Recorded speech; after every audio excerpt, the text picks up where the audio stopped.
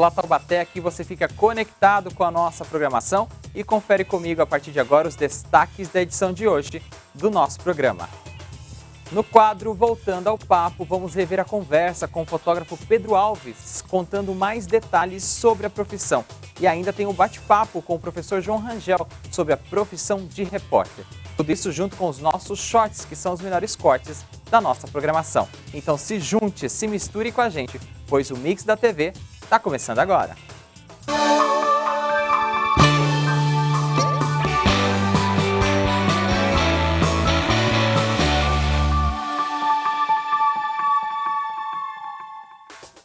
Começando mais um Mix da TV aqui na programação da TV Câmara Taubaté. Mais uma vez agradecendo ao carinho da sua audiência e a sua participação. Você que acompanha a gente pelo canal aberto 4.2, canal fechado pela Claro TV número 4, também pelas redes sociais YouTube e Facebook. Muito obrigado pela sua audiência e pela sua companhia. Dia 8 de janeiro comemora-se no Brasil o Dia do Fotógrafo e batemos um papo com Pedro Alves sobre os detalhes da profissão. Vamos ver? Solta o play!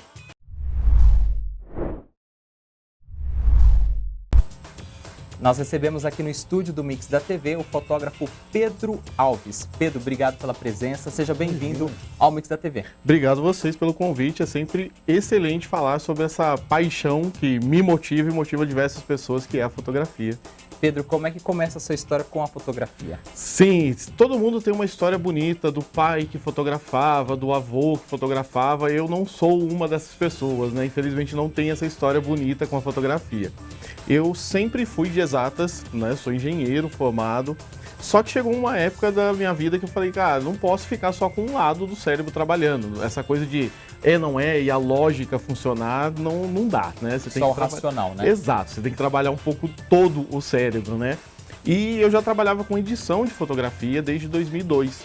Então eu decidi, cara, já eu trabalho com isso, já é uma área que eu tenho um pé ali, então vou comprar uma câmera e vou me especializar na fotografia. Na verdade, nem pensava em especializar, vou comprar uma câmera e vou trabalhar ali na fotografia, né? Então foi assim que a fotografia entrou na minha vida.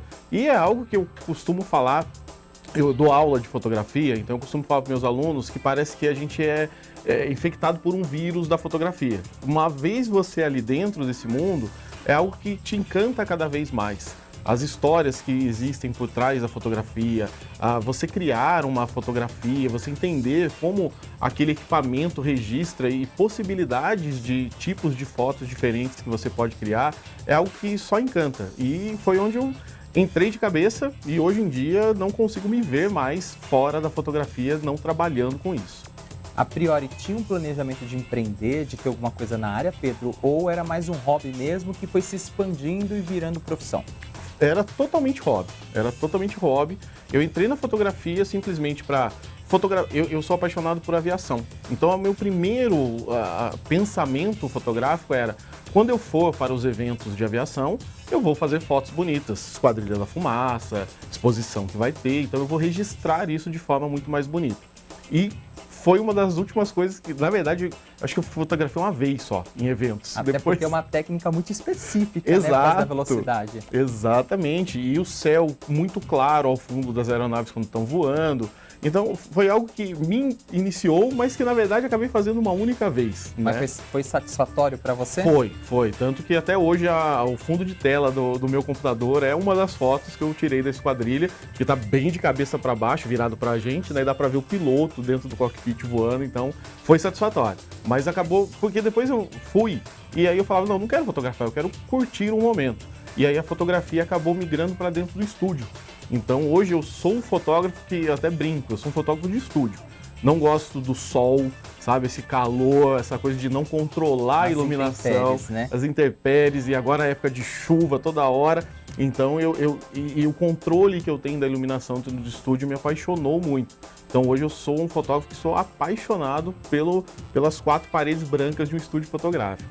Abrimos o programa, Pedro, falando justamente do início do século XIX, né? A evolução que a gente encontra nessa área da fotografia, incluindo outras áreas midiáticas. Você há pouco mais de uma década na área, né? Quais as mudanças tecnológicas você passou e acompanhou até os dias atuais? Sim, eu lembro, não trabalhando, né, mais da fotografia com filme, mas tendo que comprar filme, né, revelar, depois de 30 dias você sabia se tinha alguma coisa. E com o advento da fotografia digital, isso mudou completamente. Coisa que antes a gente tinha 36 poses, 36 fotos para serem tiradas, hoje com um cartão de 16 GB aí você consegue, dependendo de muito da configuração, você consegue 1000 fotos em uma câmera. Então essa agilidade de você fotografar e já saber previamente o resultado, foi algo que foi uma mudança muito grande e tem sido, pela tecnologia embarcada hoje. Hoje a gente tem câmera, por exemplo, que só para onde você está olhando no momento de tirar a foto, ela acompanha o seu olhar para focar. Então é algo que antigamente a gente tinha que se preocupar muito. O foco está correto, não está focando ao fundo e sim no objeto que eu quero ou na pessoa que eu quero fotografar. E a tecnologia está caminhando para esse lado de eu só preciso olhar. Eu olhei, a câmera reconhece onde eu estou olhando e ela vai levar o foco para lá. Então, futuro, vamos ver para onde vai essa tecnologia, né? Cada fotógrafo tem o seu equipamento, né? A gente falou de tecnologia agora, mas essa parte mais humana, mais emocional, como é que vem a sua inspiração e como você pode também deixar uma dica para futuros fotógrafos? Sim, a fotografia ela é uma arte. A gente tem algumas pessoas que não encaram ela assim, porque eles falam, não, mas o pintor, ele tem toda uma inspiração e uma técnica para printar uma tela, mas o fotógrafo também. Só que a nossa tinta na fotografia é luz. Sem a luz a gente não consegue criar nada. Então, tirar uma foto, na verdade é assim, tirar uma foto qualquer pessoa tira. É você apontar um celular, uma câmera e apertar um botão. Agora, fotografar é algo diferente. Porque o fotografar, você quer passar uma história através daquela fotografia. Seja a história de um registro de um momento, seja a história de uma conquista de uma pessoa, seja a história de uma família passando por algum momento, seja ele feliz, seja ele triste, porque o fotógrafo ele vai estar presente em momentos felizes, mas também para registrar momentos tristes. E a inspiração, ela vem muito da história de quem você está fotografando. Tem o nosso olhar, então para quem não fotografa ainda ou quer começar a fotografar, vai ter sempre a sua maneira. O seu ângulo, a sua visão, a sua maneira de contar aquela história. Mas a história não é sua. A gente sempre tem que ter isso em mente, que a história que está sendo contada é de quem está aparecendo na foto. Então conhecer a história daquela pessoa, seja para um profissional, que eu vou fazer uma foto corporativa, seja para uma gestante que está prestes a ganhar o primeiro, o segundo bebê, eu tenho que conhecer a história daquela pessoa primeiro, para quem ver a foto futuramente, olhar aquilo e sentir a história da pessoa. Isso é muito mais importante do que quem é que fotografou, e sim a história da pessoa que está ali. Então a inspiração acaba vindo das conversas que você tem com os clientes. É entender por que ele quer fazer aquela foto, qual é o momento que está passando na vida. Então isso traz essa poesia da fotografia, que é o diferente de você simplesmente pegar uma câmera, um celular e só apertar um botão. Porque você não tem uma história contada por trás daquele clique.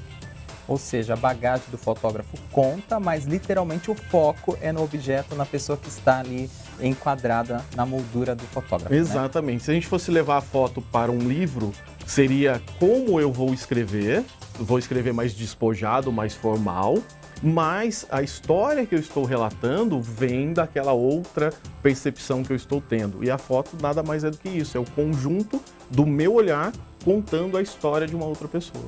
O fotógrafo, Pedro, tem vários nichos diferentes, né? Sim. Tem pessoas que se especializam em pets, casamentos, viagens. No seu caso, qual é o seu nicho de mercado? Qual a sua especialização? Sim, a minha especialização é em fotografia feminina, né? Eu sou voltado à autoestima feminina. Então, não importa que estilo fotográfico, mas eu sempre busco aumentar a autoestima das mulheres que vêm atrás dos nossos ensaios. Então, seja ela por ter passado por algum desavento amoroso, ter passado por uma decepção amorosa na vida, ou muitas vezes por achar que não faz parte de um padrão que ela vê em todos os lugares. E o nosso trabalho, eu digo nosso porque eu trabalho junto com a minha esposa nessa parte, é resgatar e aumentar essa autoestima. Então, eu tenho hoje, meu foco, meu nicho é esse. Lógico que eu fotografo corporativo, faço outros tipos de fotos, mas como eu falei, a história que eu quero contar é daquela mulher que teve alguma coisa na vida dela e quer voltar agora à autoestima dela. E o Pedro trouxe para a gente alguns exemplos de fotografias, né, desse nicho voltado aí à parte feminina. A gente vai colocar no ar para a gente ver. Aí eu peço para o Pedro comentar para a gente aí essas imagens aí. Se ele lembra de alguma história, alguma curiosidade, algum bastidor, Pedro. Sim, essa foto, por exemplo, né, da Gi, ela me procurou para fazer um ensaio de aniversário dela. Ela é uma fotógrafa que nunca tinha feito um ensaio dela. Então ela queria passar por essa experiência. Então ela estava fazendo o aniversário, ela queria registrar isso e a gente montou todo um enredo voltado lá aos anos 2000 de disco e tudo mais, né? Essa foto é um dos figurinos que a gente fez, mas foi para celebrar esse novo ano de vida dela.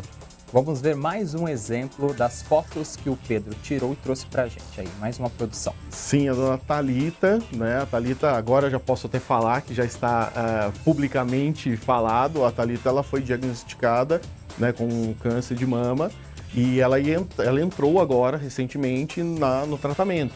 Então ela sabe da perda capilar, de todas as coisas que ela vai passar. Ela queria registrar esse momento antes. Ela já marcou o ensaio dela do durante, para fazer um pós-tratamento também. Vamos ver mais uma produção do Pedro, mais uma foto aí na tela. Essa daqui eu falei que tem cara de capa de revista, hein? Isso é o maior elogio para o fotógrafo, tá? Sim, essa foto foi exatamente pensando nisso, né? Foi um momento da Gi, que ela também queria registrar um outro lado dela, né? Com a tatuagem, ali é real, não é Photoshop, tá? Não foi colocada. Desse lado mais místico dela, dessa coisa que ela tem uma espiritualidade mais aguçada, e a gente fez esse registro para ela.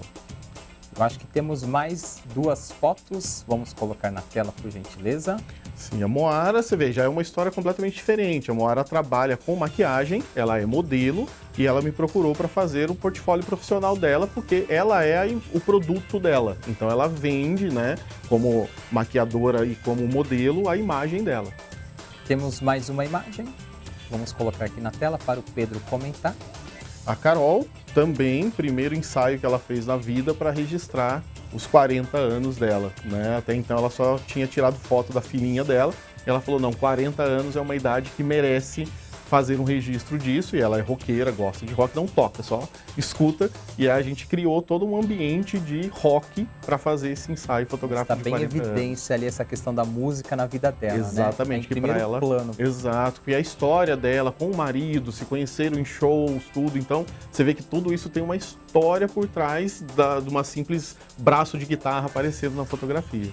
O exercício que eu pedi para o Pedro não foi fácil, né? Eu pedi para algumas fotos, então ele selecionou 6, nós vamos ver a última produção dele, mas senão a gente ficaria a tarde toda conversando e mostrando o portfólio completo. Vamos à última fotografia escolhida pelo Pedro. Isso, e essa é a foto da Madu, que a Madu quer iniciar na carreira de modelo, né? Então a gente fez esse primeiro ensaio e com ela eu estou trabalhando para fazermos outro ensaio que ela quer criar, como se fosse antigamente chamava book, né, de modelos, e hoje é totalmente digital, ela está criando esse portfólio dela. Pedro, parabéns pelos 6 exemplos que nós mostramos aqui, apenas uma parte do seu portfólio, mas muito incrível, e este olhar também pelas mulheres, né, tão significativo na sociedade, que muitas vezes colocam elas em segundo plano. Exatamente, obrigado. Além de força de vontade, né, porque todo mundo que tem força de vontade é uma característica importante para querer aprender, quais outros requisitos qualquer pessoa precisa ter no mínimo para se tornar um bom fotógrafo? Olha, tem que ter uma visão além do equipamento, tá? Porque a gente dá muita importância hoje para o equipamento. É até uma coisa que você quer deixar um fotógrafo muito bravo e falar para ele, nossa, sua câmera faz fotos lindas, né? Então toma aqui minha câmera e leve ela porque ela vai te fotografar, né? Mas é sempre procurar inovar, tá? É sempre inovar o seu olhar, inovar na técnica fotográfica. Muito do que a gente escuta na escola é as pessoas falam, mas não tem muito fotógrafo por aí? Tem muito fotógrafo, tem muito médico, tem muito arquiteto, tem muito engenheiro. O que vai te diferenciar, além da parte técnica você dominar, é o seu olhar, é a maneira como você enxerga o mundo, não só falando de pessoas, mas de paisagens, de viagens que você vai fazer. Então, busque sempre o que te inspira, o que te motiva a dar aquele clique. E a gente sempre fala, a foto você já faz com o seu olhar, você já tirou a foto, o equipamento só vai registrar aquilo que você já viu. Então, não olhe somente, mas interprete, busque essa conexão com aquilo que você está fazendo e vá além do equipamento. Porque equipamento é só uma maneira de registrar aquilo que você quer passar para uma outra pessoa. Pedro, e quem não quer se especializar para ser isso como profissão, mas como hobby, às vezes até um celular, um smartphone, é possível também aprender técnicas, usar um equipamento mais simples e ter resultados excelentes? Sem dúvida nenhuma. Todo mundo hoje tem uma câmera fotográfica no bolso, que é o nosso celular. Então sim, o celular ele consegue fazer registros fantásticos, mas sempre com essa coisa. Se eu não tiver a técnica, eu acabo não conseguindo registrar aquilo que eu quero. Mas você vai fazer uma viagem, você vai fazer um passeio com a sua família, às vezes até para você, eu tenho equipamento, eu mesmo, Pedro.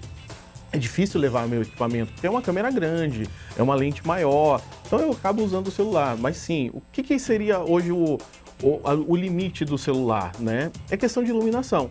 Então se você vai fazer algo que é à noite, o celular já vai deixar um pouco a desejar. Mas para coisas que são de dia, o celular ele não fica atrás de maneira nenhuma de uma câmera fotográfica. A qualidade nunca será a mesma, porque o tamanho do sensor do celular é algo muito pequeno perto de uma câmera, mas dá para fazer imagens, contar histórias incríveis com o celular, sem dúvida alguma.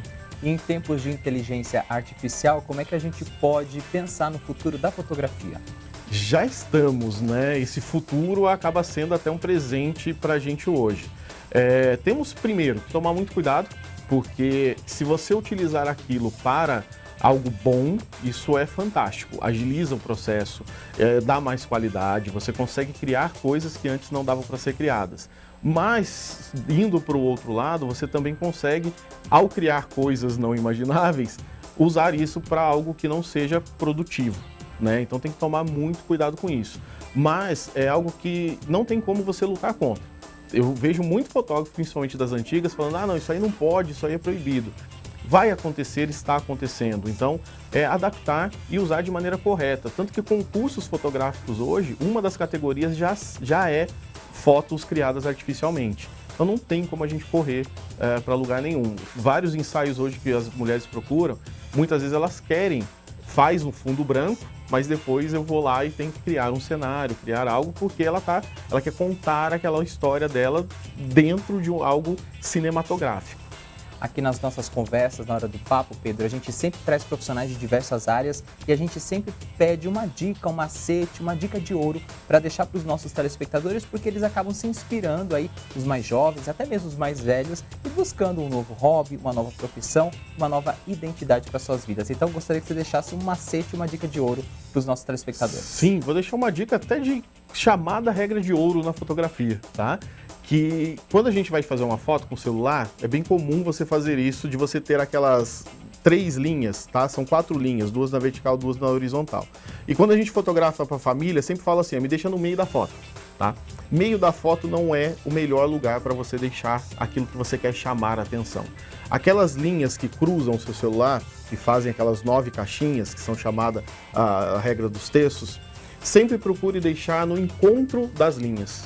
O rosto da pessoa, a xícara, a televisão, a igreja que você está fotografando, a praia, porque o nosso olho ele sempre vai procurar esses 4 pontos como área de maior interesse, que é a chamada regra dourada da fotografia. Então habilita aí no seu celular essas linhas, guias aí, e sempre que você for fotografar, faz esse teste primeiro se você nunca fez. Fotografa no meio, vira de novo, coloca a pessoa naquela linha e faz a foto de novo, você vai ver como vai mudar a sua percepção daquela fotografia.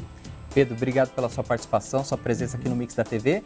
Estendo mais uma vez os parabéns pelo Dia do Fotógrafo, a você, Obrigado. Toda a sua equipe. Até uma próxima oportunidade. Muito obrigado, conte comigo. A seguir, temos os nossos shorts, que são os melhores recortes da nossa programação. Não saia daí, que o Mix da TV volta já já.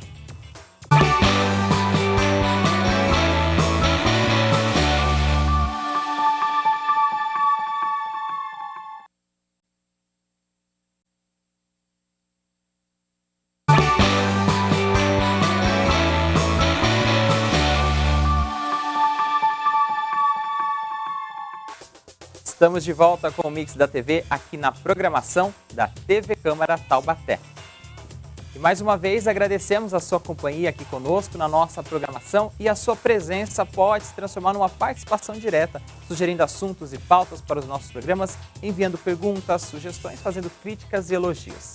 Além disso, você pode acompanhar a gente também nas redes sociais. Quer saber como? Vamos para o nosso telão para a gente acompanhar aqui os principais canais para você participar da nossa programação através do nosso e-mail tvcamaratete@gmail.com. Você manda sua crítica, sugestão, opinião, participa com a gente da nossa programação. Através do nosso canal youtube.com/TVC Taubaté, você acompanha ao vivo a nossa programação, assiste os nossos vídeos nas nossas playlists e pode voltar em até 12 horas e assistir o conteúdo que acabou de ser exibido. Também assiste ao vivo, dá o seu like e compartilha no facebook.com/TVC Taubaté. Manda seu texto, áudio ou vídeo para o WhatsApp, no DDD 12 e no número 3625-9525. E a Câmara de Taubaté está presente em outras redes sociais, entre elas o Instagram e o TikTok. E o perfil de conexão é através do @Câmara Taubaté. Portanto, você acompanhou aqui comigo todos os principais canais para você participar aqui da nossa programação. E agora chegou a hora de vermos os nossos shorts, que são os melhores recortes da nossa programação. O espaço comunitário dá vez e voz a projetos e instituições sociais aqui de Taubaté. Separamos um trecho do programa sobre a creche Amiguinho Feliz, onde a repórter Tânia Vinhas conversou com os modos de ajudar a instituição. Vamos ver? Solta o play.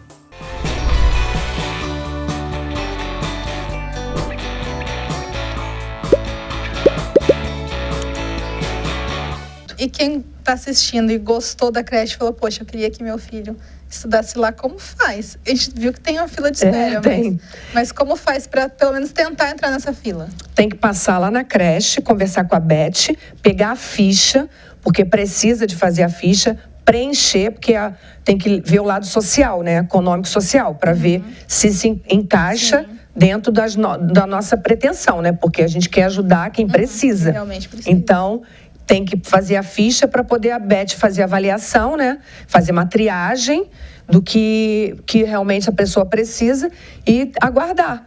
Mas tá indo bem, sabe? Assim, não sei agora quanto que tá a fila. De bebês eu sei que já tem uma boa procura dos bebês. Sim. É que eu até falei que era 6 meses, mas ela já aceitou de 4. Ela falou 4, né? Sim. É porque esse ano antes era 6, esse ano aceitou um de 4. É difícil aí viu que dá, né? Quando chega assim, alguém que realmente precisa. Então foi exatamente por isso. A gente tinha de 6 até 3 incompletos, mas aí como chegou essa necessidade de 4, ficamos com muita pena, não tinha onde deixar, aí aceitamos de 4 e deu certo, né? Sim. Não foi... E os pais realmente não têm que gastar nada com ela. Nada. Só levar uma roupinha. A roupinha, a gente pede para levar de 2 a 3 fraldas e o lencinho umedecido. Mas, assim, até tem casos de que os pais não têm condições, às vezes, de mandar a fralda, mas a gente tem uma reserva de fralda nesses casos, né? Sim. Mas a gente pede que auxilie só nisso. Ou então algum leite diferente, né? Que tem, às vezes, criança que tem algum problema, que tem que tomar um leite diferente. Aí, nesse caso, também leva. Mas se for leite de caixinha, de vaca, vai normal. Todo mundo toma lá, tá tudo lá. Tudo incluso. Agora, Nádia, para encerrar, a gente sempre fala aqui nesse programa que a gente espera que ele toque o coração de alguém e esse alguém sempre pode ajudar. Sim. Seja com voluntariado, com tempo, com carinho, com dinheiro, com alimento. Como a gente pode ajudar vocês? Vocês podem ajudar a gente de qualquer lado, a gente aceita. Que são os sócios, né, que vocês nós temos os sócios que contribuem mensalmente. A gente faz uma ficha, tem uma pessoa que passa na casa, caso a pessoa queira, ou pode fazer por Pix, ou fazer transferência bancária, tanto faz. Então, esses sócios pra gente, eles são muito importantes porque nós temos a garantia daquele dinheiro no mês. Que você sabe que todo mês vai entrar X com esses sócios. Sim. Que você sabe que seja R$10, mas pra gente é muito válido. Porque você sabe que aquele dinheiro é fixo. Sim. Porque tem os sócios esporádicos. Mas é uma pessoa que queira doar. Esse mês eu quero doar R$300, mas aí ela vai passar não sei quantos meses sem doar nada. Então, é muito válido, lógico. Mas o sócio mensalista, pra gente, é o mais certo que a gente pode contar. Que a gente tem X por mês que a gente pode contar para fazer tal melhoria, para comprar tal coisa. Então, esses sócios são muito importantes. Também muito importante pra gente, doação, seja de qualquer coisa. brinquedo, roupa, utensílios domésticos, tudo pra gente vira dinheiro, por causa do nosso brechó, que reverte na venda. Quando a gente faz a parte da pizza, a gente aceita doação de mussarela, de calabresa ou de presunto. Também, a gente conta também com várias pessoas que são doadoras, que já sabem da nossa pizza, já doam. Então, se quiser doar, se não quer ser uma pessoa, esse compromisso, se é esporádico, também pode contribuir com isso. Então, tem vários meios de ajudar. Sempre é possível, né? Sempre. Tudo pra gente é bom. Todo mundo se ajuda. Sim. Voluntário também, se quiser lá conhecer, né? Porque eu acho que é importante você conhecer o lugar que você vai ajudar. Eu, pelo menos, penso assim, todo lugar que eu ajudo, eu quero saber aonde que eu estou ajudando, né? Então, é importante que as pessoas vão até a creche e conheçam o espaço nosso e vejam o trabalho para ver se compensa realmente ajudar. Sim. Então, acho importante. Com certeza. Lembrando que fica aqui o endereço eu tenho, Rua Irmã Maria Rita de Moura, número 75, na Independência. É bem pertinho da Avenida Independência. Sim, bem mesmo, pertinho. Né? Não tem erro para chegar lá. Não. Obrigada, Nádia, pela sua participação. Eu que agradeço a oportunidade. Quer deixar algum recado para quem assiste? Não, eu quero que vocês fiquem à vontade de conhecer a creche e nos ajudar. Porque ajudar faz bem. Sim, melhor para quem faz melhor, é melhor para quem ajuda do que para quem é ajudado. Não, é. Na realidade é isso. Com certeza. E essas crianças são o nosso futuro. Sim. Então, vamos pensar nelas.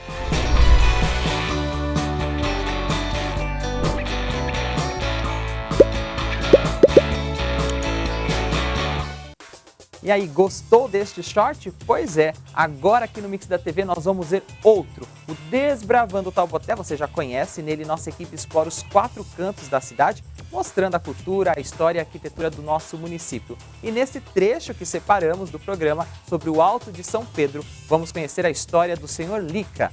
Vamos ver? Solta o play!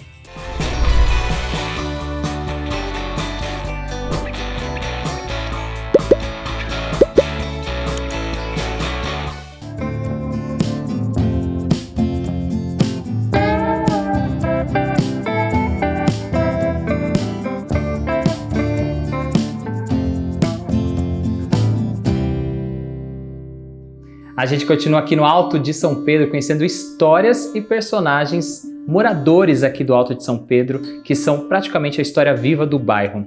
Seu Lica, por que o senhor é tão famoso aqui no bairro? Quando a gente fez as pesquisas aqui, qualquer rua que a gente foi, qualquer comércio, eu falo, conversaram com o seu Lica, porque ele conhece o bairro. Por que o senhor é essa pessoa tão importante aqui no bairro? Muito tempo no bairro, né, fazendo serenata nesse bairro, né? No ano 60 a gente fazia muito serenata, essas ruas com tranquilidade, bairro sem violência, sem nada. Então a vida inteira assim com música, o pessoal me conhece. Né? Então, a música dá essa alegria pra gente.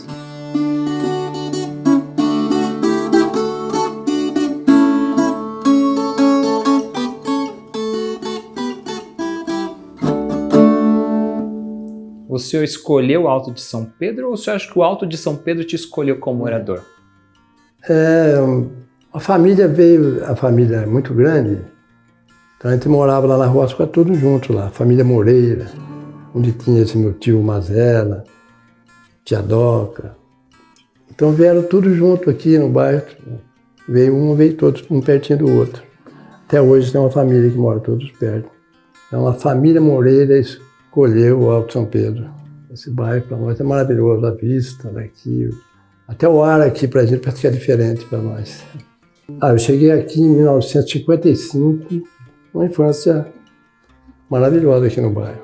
E nadando aí no Itaim, ali tem o rio Itaim, era muito bonito, pescando e tudo. O bairro era pouquinha casa, bem pequenininho. Já tinha um Cristo Redentor, que é o grande ponto turístico? Não tinha, também não. Depois que foi a inauguração, nós acompanhamos subindo as peças ali, o braço, a cabeça.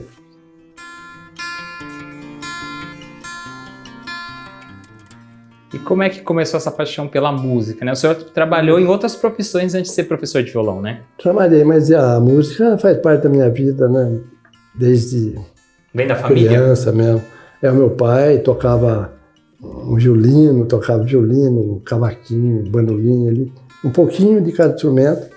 O meu aprendizado Foi muito samba, a música sertaneja que eu já trouxe, as folias de reis, a da roça, que o pessoal posava ali com as folias, os bailinhos em casa de família, era uma sala pequena, era eu no violão, tinha mais um pandeirinho, um cavaquinho, o pessoal já dançava, era uma alegria.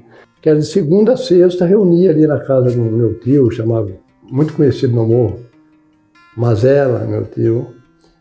A gente chegava lá, já tinha um violão, já tinha pessoas cantando e já a pessoa dançando, era assim.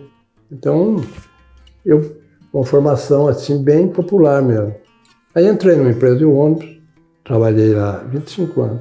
E na empresa, eu sou agradecido, muito agradecido com os diretores lá que me liberaram para fazer a Fiego Camargo. Que nessa época era muito difícil pagar uma escola de música. E eu ganhei uma bolsa de estudo na Fiego Camargo. Foi uma coisa maravilhosa para mim. E como é que foi de aluno virar professor da Fiego Camargo, essa escola que é uma referência até hoje? Eu sempre queria transmitir para as pessoas essa coisa maravilhosa que é a música, né? Ela sempre foi um remédio para mim. Interessante que eu cheguei a sonhar que eu ia dar aula na Fiego, mas era uma coisa quase assim impossível, né? E eu acabei dando aula, ficando lá 18 anos mais ou menos.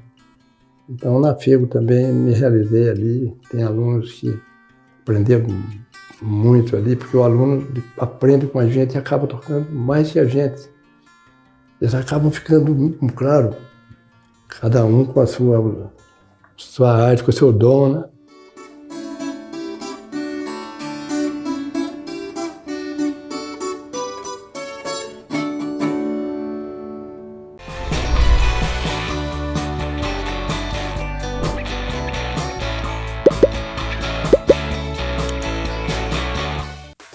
Os programas estão disponíveis no nosso canal youtube.com/TVC Taubaté. Basta você acessar a playlist do programa e também você confere as reprises aqui na nossa programação.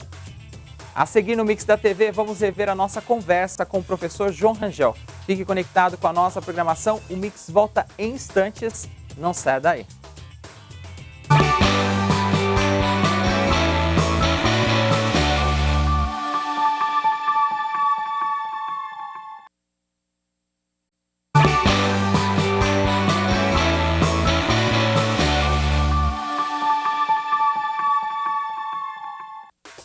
Estamos de volta com o terceiro e último bloco do Mix da TV, aqui na programação da TV Câmara Taubaté.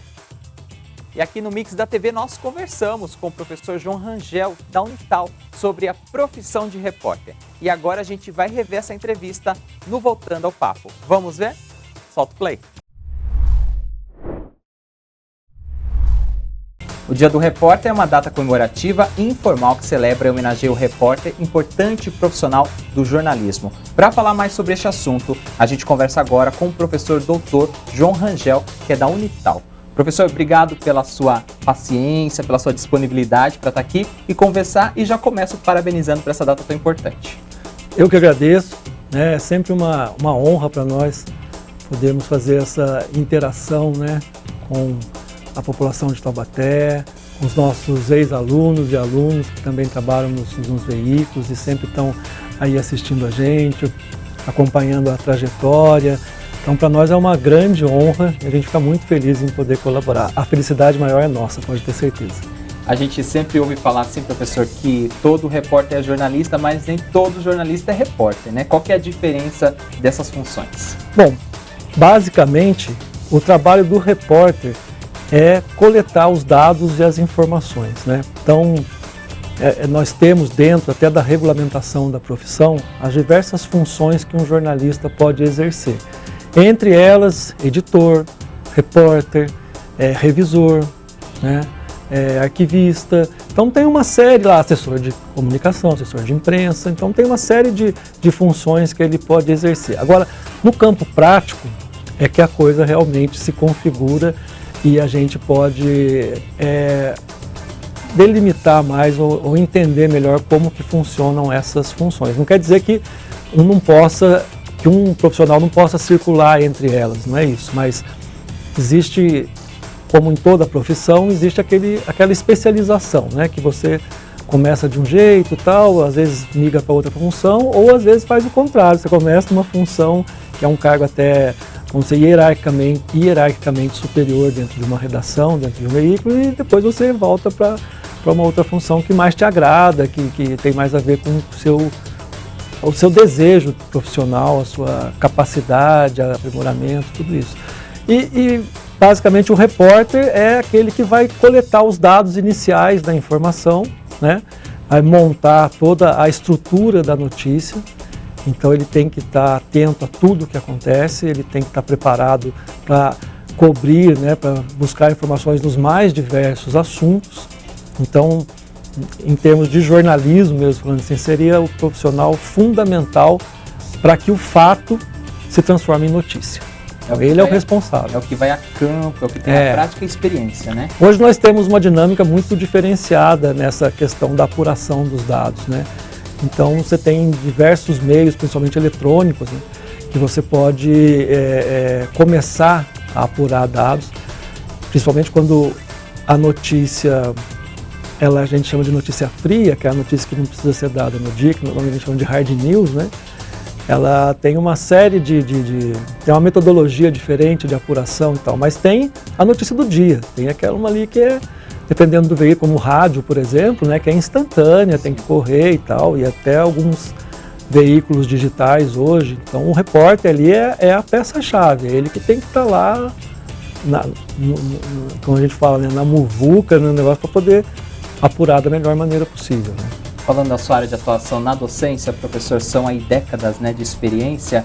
Como que é o processo de formação de um profissional jornalista, né? Para quem está assistindo a gente agora, a gente sempre quer inspirar também as pessoas que estão começando ou querem mudar de área, quem sabe investir em jornalismo. Então conta pra gente como que é esse processo de formação.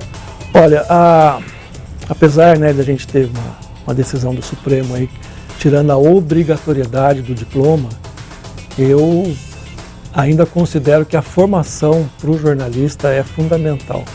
O currículo da grande maioria dos cursos de jornalismo, não só o da Unital, que é um dos em excelência aqui na nossa região, ele contempla uma formação muito diversificada, tanto na área técnica, né, que é mesmo o dia a dia ali, como produzir, a parte de telejornalismo, radiojornalismo, fotografia, planejamento gráfico, mídias sociais e tal, quanto na parte de humanidades.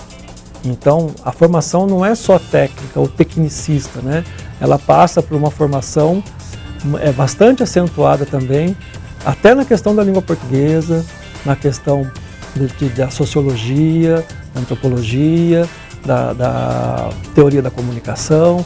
Então, é um curso de bacharelado, então são 4 anos, uma carga horária bastante significativa, mais as atividades afins e o trabalho de conclusão de curso, né, que realmente ajudam a moldar um profissional já preparado para o mercado, né. Então nós temos também, desde 2013, a obrigatoriedade do estágio, são 200 horas de estágio, que é onde há uma interação maior entre o meio acadêmico e o meio profissional. Então isso colabora que você tenha um profissional muito bem formado, pronto, não pronto, mas já ali preparado para enfrentar situações tão importantes quanto as que o jornalismo enfrenta no dia a dia, né? Quando a gente fala de jornalismo, né, a gente faz uma liga diretamente aos jornais, os impressos, revistas, mas hoje com as novas mídias, né, com os novos formatos multimediáticos, até mesmo para atrair um público mais jovem, o jornalista pode atuar nesses veículos de uma maneira mais complexa e multidisciplinar?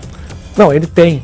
Hoje não é nem uma questão de opção mais, você tem que ser multitarefa, né? Agora, não dá para ser tudo ao mesmo tempo. Então, é quase que um caminho natural você ir se especializando em algumas áreas. Eu acabei de fazer banco agora de um trabalho de conclusão de curso, que agora nós chamamos de trabalho de graduação só, que foi sobre jornalismo de entretenimento.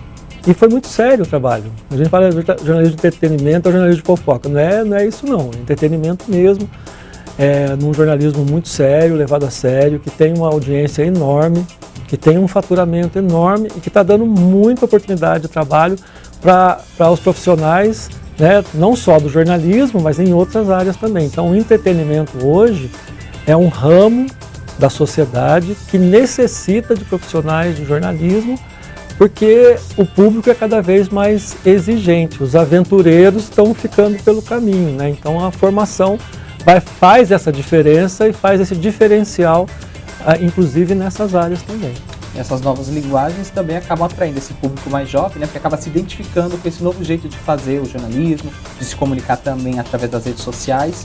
Uma outra experiência sua, professor, é a questão do repórter fotográfico, Sim. né? Quando a gente está falando do Dia Nacional do Repórter, conta pra gente como que é essa experiência e se esse campo de atuação ainda está em alta aqui no nosso país.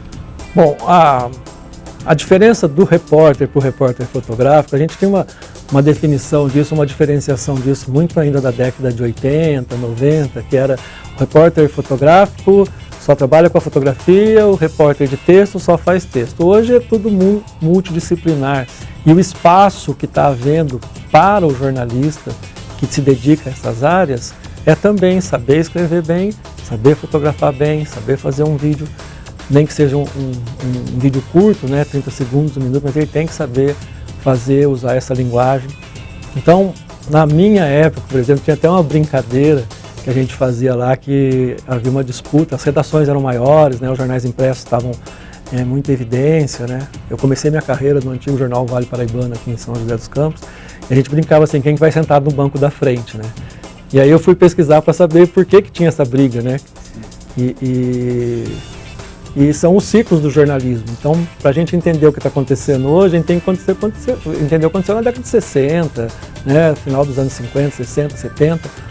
E aí, por que teve essas diferenciações todas? E aí eu fui descobrir que na década de 60, começo da década de 70 ali, os carros de reportagem eram as peruas, né? Então, mesmo o carro que levava os repórteres para a reportagem também levava entregar o jornal nas bancas. E não tinha um banco. Então, o fotógrafo sentava no banco da frente, que era mais fácil ele descer para fazer as fotos, e o resto ia atrás, sentado no chão do carro, né? Então, com essa briga assim, mas era uma coisa que diferenciava isso, até no lugar que a gente sentava para poder sair mais rápido, porque o fotógrafo, ele tem que chegar lá e pegar o momento, como dizia o Cartier-Bresson, um momento decisivo, flagrante ali na maioria das vezes. O jornalismo não vive disso, mas é importante. E o texto você consegue chegar e apurar, né, com mais calma, mais tranquilidade, vai consultar outras fontes e tal, mas se você não tiver o fato ali narrado visualmente, a matéria fica empobrecida. Hoje, então, com a disputa até com os celulares, isso é mais evidente ainda. O que aconteceu foi se dissolveu muito isso, né? Então, qualquer uma pessoa hoje com um celular e uma boa visão, então ela consegue fazer uma foto boa, mas isso é um fragmento pequeno do jornalismo, que é o flagrante, né, o acontecimento inusitado. Mas o repórter fotográfico era essa a questão, né, você ter que estar ali no momento, fazer a foto melhor do que o outro. Tinha um professor que falava assim, se todo mundo está olhando para a direita, você olha para a esquerda, né, se está todo mundo na frente, você vai para trás, porque você tinha que disputar essa imagem, essa linguagem visual com muita eficácia e com muito profissionalismo.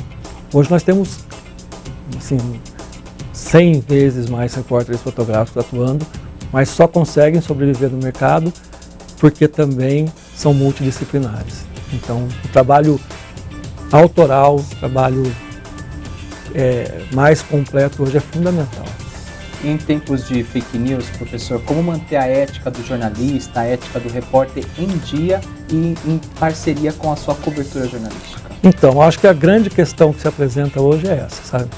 Porque em termos de tecnologia e de rapidez na divulgação da informação, acho que nós, em nenhum momento da história da humanidade hoje, passamos pelo que a gente passa hoje, dessa questão da instantaneidade da informação. Mas essa instantaneidade muitas vezes está levando a um jornalismo de uma qualidade duvidosa.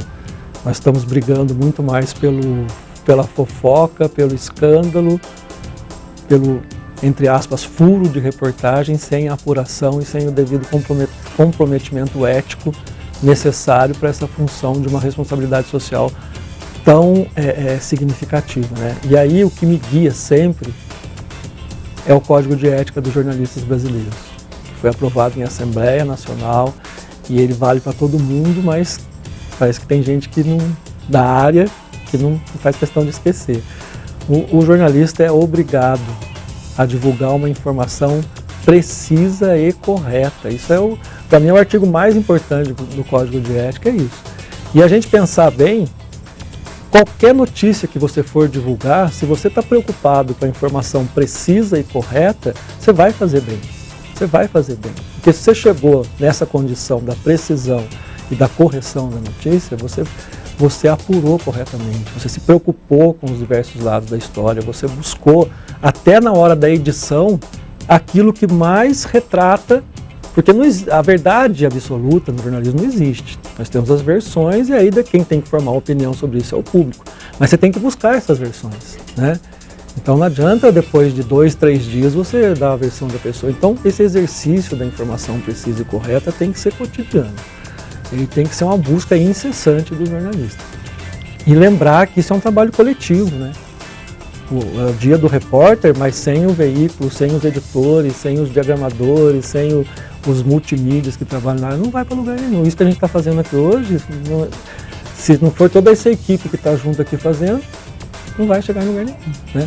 Então isso tem que ser uma preocupação do começo ao fim. E esse é o grande dilema hoje. Nós estamos sucumbindo ao escândalo. Não que eles não tenham que ser noticiados, eles têm que ser, mas eles não podem ser a essência do jornalismo. Precisamos apurar, acho que precisa voltar um pouco mais na questão da apuração. A velocidade é importante, mas ela não pode ditar as regras de tudo, porque quem dá uma notícia muito apressada corre o risco de arruinar a vida de alguém. Então, ainda eu acho que o diferencial, e está acontecendo, os conteúdos estão sendo assim, você vê a quantidade de veículos que nascem e vão embora em questão de meses, é surpreendente. Por quê? Porque não se sustenta pelo conteúdo. Então, a forma é importante, é claro que é, mas o conteúdo é o que prevalece. Então, com o tempo, é ele que vai prevalecer. Professor, então, pedir para o senhor deixar uma dica para quem quer começar na área do jornalismo, ou quem quer se especializar depois, né, como repórter, ou até mesmo quem já tem uma formação, quer mudar de área. Qual que é a dica de ouro aí para os nossos telespectadores? Estude muito, leia muito, se intere de tudo que acontece ao seu redor. Eu costumo dizer assim que é uma arrogância muito grande do jornalista querer informar as pessoas sobre alguma coisa quando ele mesmo não lê, né? E quando eu falo ler, é tudo. No começo da minha profissão eu lia 4 jornais por dia, eu lia até bula de remédio. Ah, mas isso aí é desperdício. Eu tinha tempo, era novo. Hoje a gente tem muito mais acesso, então leitura de diferentes veículos, sabe? Diversifique a sua leitura, não fique preso numa bolha ali, como é a palavra de hoje, né? Leia de tudo, você não tem que concordar com tudo, mas você tem que ler de tudo, você tem que saber de tudo. Se você quer ser um repórter, então você tem que saber, inclusive, as ruas principais da cidade onde você está trabalhando, o nome do prefeito, primeiro escalão, segundo escalão, e por aí vai. Senão você não vai ser um bom repórter, né? E não tenha vergonha de perguntar. Perguntar é fundamental. Mas você precisa ter o mínimo de informação necessária para chegar nisso. Professor João Rangel, professor doutor da Unital, muito obrigado pela sua participação, pela sua disponibilidade. Infelizmente o nosso tempo é um pouco curto, é reduzido aqui, mas agradeço os esclarecimentos, também as informações e aproveito para parabenizá-lo mais uma vez pelo Dia do Repórter e também aos seus pais. Você pode rever todos os programas do Mix da TV na nossa playlist no YouTube. Basta acessar youtube.com/TVC Taubaté. Chegamos ao final de mais um Mix da TV aqui na programação e hoje, neste programa, você conferiu com a gente o quadro Voltando ao Papo. A gente reviu o papo com o fotógrafo Pedro Alves e também com o professor da Unital, o jornalista João Rangel, e acompanhou os shorts do Espaço Comunitário sobre a creche Amiguinho Feliz e um trecho do Desbravando Taubaté com o episódio Alto de São Pedro. No próximo programa, teremos um mix de notícias para te deixar muito bem informado e, é claro, os nossos shorts. Fique com a gente, misturado com a nossa programação. Muito obrigado pelo carinho da sua audiência e até o próximo Mix da TV, aqui na TV Câmara Taubaté.